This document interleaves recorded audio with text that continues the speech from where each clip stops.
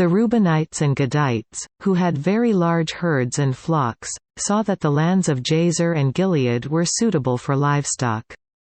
So they came to Moses and Eleazar the priest and to the leaders of the community, and said, Ataroth, Dibon, Jazer, Nimrah, Heshbon, Elealeh, Sabam, Nebo and Beon.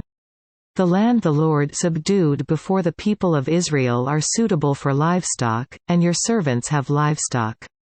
If we have found favor in your eyes, they said, let this land be given to your servants as our possession. Do not make us cross the Jordan.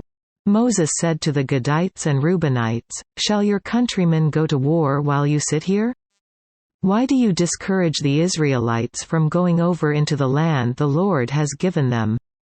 This is what your fathers did when I sent them from Kadesh Barnea to look over the land.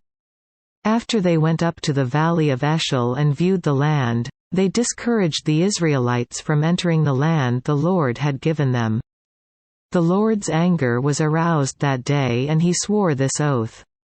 Because they have not followed me wholeheartedly, not one of the men 20 years old or more who came up out of Egypt will see the land I promised on oath to Abraham, Isaac and Jacob. Not one except Caleb son of Jephunneh the Kenizzite and Joshua son of Nun, for they followed the Lord wholeheartedly. The Lord's anger burned against Israel and he made them wander in the desert 40 years. Until the whole generation of those who had done evil in his sight was gone. And here you are, a brood of sinners, standing in the place of your fathers and making the Lord even more angry with Israel. If you turn away from following him, he will again leave all this people in the desert, and you will be the cause of their destruction. Then they came up to him and said, we would like to build pens here for our livestock and cities for our women and children. But we are ready to arm ourselves and go ahead of the Israelites until we have brought them to their place. Meanwhile our women and children will live in fortified cities, for protection from the inhabitants of the land. We will not return to our homes until every Israelite has received his inheritance. We will not receive any inheritance with them on the other side of the Jordan, because our inheritance has come to us on the east side of the Jordan. Then Moses said to them, if you will do this, if you will arm yourselves before the Lord for battle. And if all of you will go armed over the Jordan before the Lord until he has driven his enemies out before him.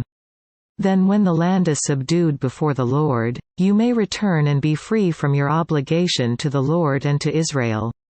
And this land will be your possession before the Lord.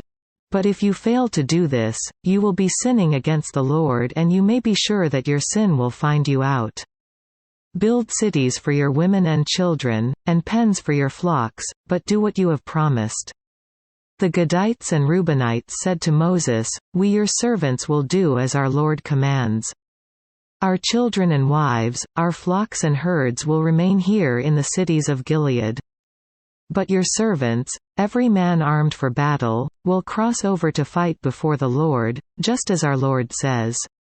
Then Moses gave orders about them to Eleazar the priest and Joshua son of Nun and to the family heads of the Israelite tribes. He said to them, if the Gadites and Reubenites, every man armed for battle, cross over the Jordan with you before the Lord. Then when the land is subdued before you, give them the land of Gilead as their possession. But if they do not cross over with you armed, they must accept their possession with you in Canaan. The Gadites and Reubenites answered, your servants will do what the Lord has said. We will cross over before the Lord into Canaan armed, but the property we inherit will be on this side of the Jordan. Then Moses gave to the Gadites, the Reubenites and the half-tribe of Manasseh, son of Joseph, the kingdom of Sihon king of the Amorites and the kingdom of Og king of Bashan, the whole land with its cities and the territory around them. The Gadites built up Dibon, Ataroth, Aroer, Atrith Shaphan, Jazer, Jogbehah, Beth Nimrah and Beth Haran as fortified cities, and built pens for their flocks. And the Reubenites rebuilt Heshbon, Elealeh and Kiriathaim. As well as Nebo and Baal Meon, these names were changed, and Sibmah. They gave names to the cities they rebuilt. The descendants of Machir son of Manasseh went to Gilead, captured it and drove out the Amorites who were there. So Moses gave Gilead to the Machirites, the descendants of Manasseh, and they settled there. Jair, a descendant of Manasseh, captured their settlements and called them Havoth Jair.